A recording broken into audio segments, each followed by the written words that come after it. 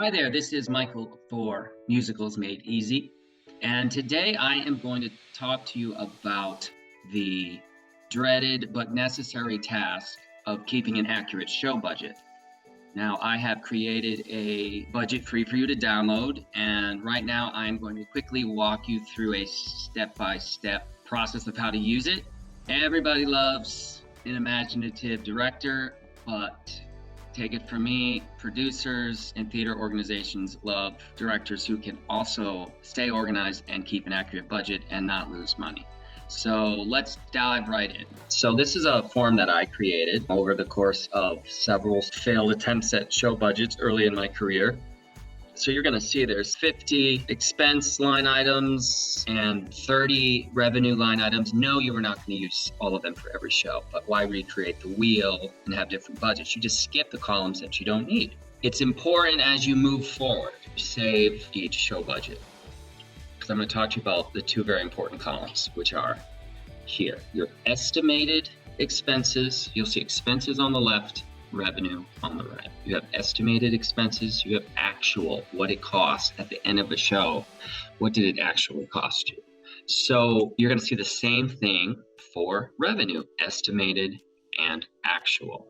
Estimated, you should start plugging in as soon as you can. The minute you get your royalties for the show, start plugging in your estimated expenses. Look at past years. If you don't have past years because you're new, talk to people on your team to help. You're also going to see on the top, you have a running expense total here on the top, and you have a running revenue total. And here on the profit loss, you're going to see if you are breaking even or not. First thing you want to do is think about the non-negotiables. What expenses and revenue do I have that I know are not going to change? You might, if you have to rent spaces, you probably already know what they've estimated that will cost. And it could be, I've rented spaces that were up to $25,000, but let's just say it's 12 grand. So I'm going to plug that in. You're going to see it immediately pop up on my expense total, and it's going to show an immediate loss here on the right. That's a non-negotiable at this point. Yes, it might change a little bit. You might have some staff fees here that they've already signed their contract. So once they sign that contract, look, I'm paying my choreographer $1,500 for this show. Oh, she already signed her contract. Once she signs it and she's locked in, I'm going to move that right over to the actual, because I know that's not going to change. What else is non-negotiable? Your licensing fees and scripts. I know it's going to be $4,500 to do this show. I'm going to plug that in right away. I'm not going to put it in my actual, because if students lose scripts and whatnot, that may alter slightly.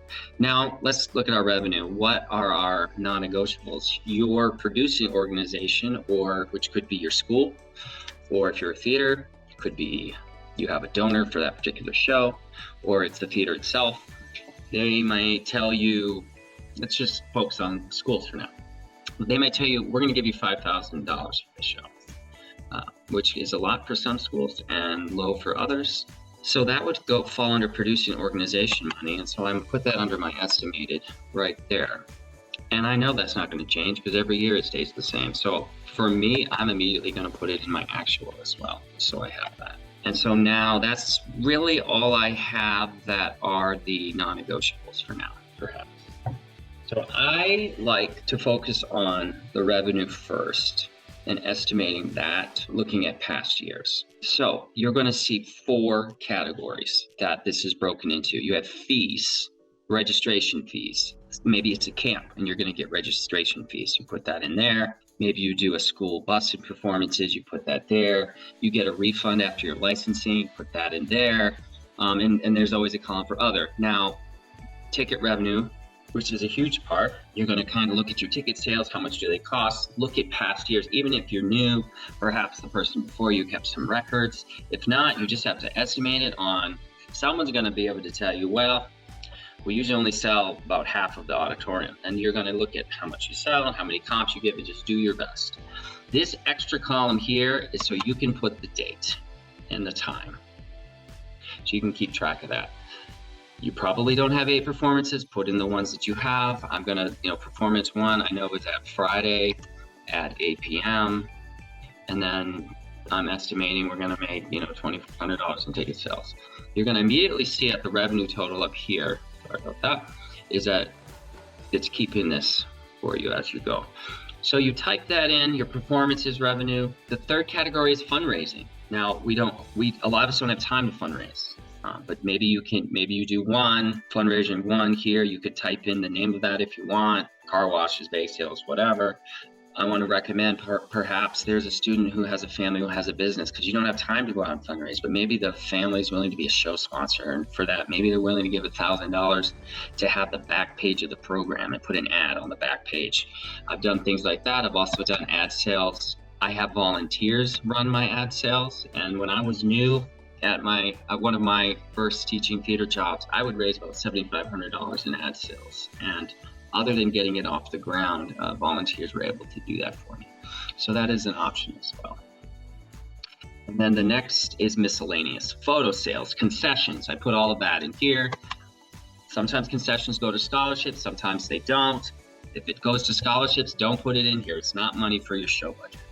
So that is kind of how you break down your estimated column. So right now it is showing, obviously, that we have a loss because I'm not filling in registration fees, all of my ticket sales, and things like that. I'm not going to spend time on that right now. I'm trying to move quickly. Once I've got what I think is the best estimate for revenue, now I'll know how much money I have left to spend. And I look at now my estimated expenses, which are also divided into 4 categories. First category is space. Now, if you have your own theater and you're not renting any spaces, you might only have custodial fees or not even that. You just skip this category. It's not going to affect it. All right, so you know what? We're not renting spaces. I'm taking that off. All right, hey, look, we have a profit of $2,400. Then you have all of these staff. You will not probably have half this staff necessarily, especially if you are a smaller school or a small theater. And we have everything from assisting on audio text, lighting designers, pit musicians are on here, conductor fees, others. So hopefully anyone you can think of. Now, why is this column khaki color? So you can put their name down if you wish to keep it organized, you know. So I'm gonna put my start for the show. I'm just gonna stick it on there. So that you have your estimated expenses, and then you have your production costs. Now this is supplies, truck rentals, microphones, everything's on there, even dry cleaning, which sometimes we forget, and that can be expensive. Miscellaneous, meals. I tried to think of anything that I could think of, and you're going to put all those estimates down. Now, this is if you're new, you're going to struggle with some of this. But if you have already hired a set designer, you've already hired a lighting designer, contact them. Tell them you have a tight budget. Ask them for some help. Wood costs, as we know, have been fluctuating a lot and things like that. So no one expects you to be perfect. You're just trying to get an estimate down. And then the last category is marketing costs. Anything that has to do with marketing, posters, playbills, logo pads, cost of a photographer. So once you have all of that under your estimated, you're going to slowly over time put amounts into the actual. I do not recommend you wait till the show closes and you start a massive deep dive into your emails and desk drawers trying to find all your receipts. The minute you have expenses and they're final, now a lot of things will not be final till the show's over, but there are expenses and fees that will be final before the show. I suggest you do it little by little. I would do it over my morning coffee and get expenses into the actual. Why did I do it this way? I like to have an idea when things are going way over right away.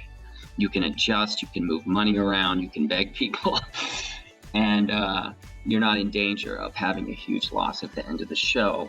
And the other benefit of keeping a detailed budget like this is knowledge is power. We're all always trying to do the best show we can on a tight budget. But if you go to your producer, your school, with a budget like this from a previous year, you are showing them that you are good with money, you are tracking expenses, you're falling short literally in certain areas. You're not just saying, can I have more money? We don't have enough. You're saying, if you look at this budget, we are falling short in our staffing fees and I need the help.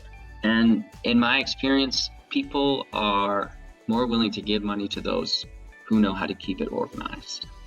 So I hope this budget is helpful to you. You can use it year after year. You just make a copy of it, and away you go. So good luck and happy spending.